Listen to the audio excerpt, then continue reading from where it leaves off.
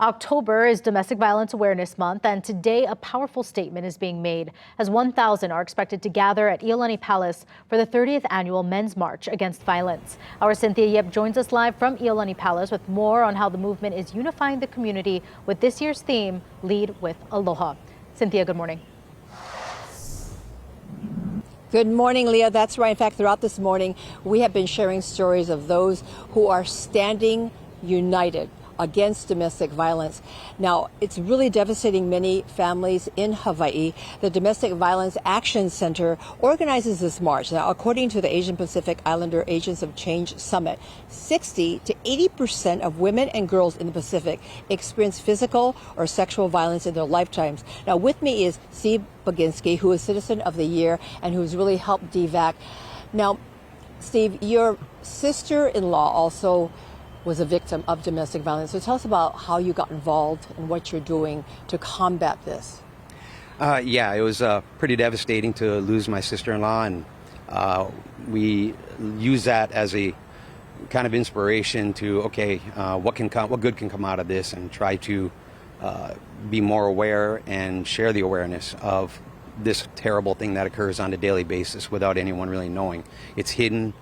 It just doesn't have a lot of outward signs sometime, and until it ends in a devastation. I was fortunate enough last year to become president of the General Contractors Association of Hawaii and utilize that platform to raise awareness in a predominantly male industry, and also to fundraise to help DVAC. They are a great organization. They need support. They support so many thousands of people on a yearly basis, and that was just my way, or our family's way, of contributing, because it's all of us contributing on a regular basis is what they need. So it's trying to get men who are, predominantly the people creating the violence and the issues that are going on, the perpetrators, and showing that we're all standing together and we are marching against it is one way of supporting the whole cause. Yeah. Mahalo, and mahalo for your kokua and helping all of this. And now I'm going to talk with Daniel Aipa. Now, he's a DVAC board member. And so, Daniel, tell us about how are you at DVAC, and especially with this march, going to be mitigating what is going on and inspiring the next generation to stand against domestic violence? The most important thing is to speak up.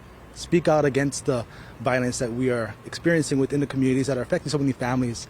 And I think that's seeing the youth, seeing men as well as members of the community talking about this issue that's affecting all of us on the islands. It gives them a little more courage to speak up, maybe be more mindful of how their actions hurt people, can hurt people. So it's just being mindful of your behavior, the words you use, and so this march is one of those symbols for just doing that. So give us the details about the march. I know that anyone can join, yep, but what you're expecting for this 30th anniversary? It's going to be 11:30. We're gathering about 12 o'clock p.m. We're going to be starting the march. I'm having Steve talk a little bit, Kiko Pure Aloha talk too, and share some aloha. We're also going to be marching around from King down to Bishop, across from Beretania, right around back to Iolani Palace. So having this at Iolani Palace is just also a very memorable event as well.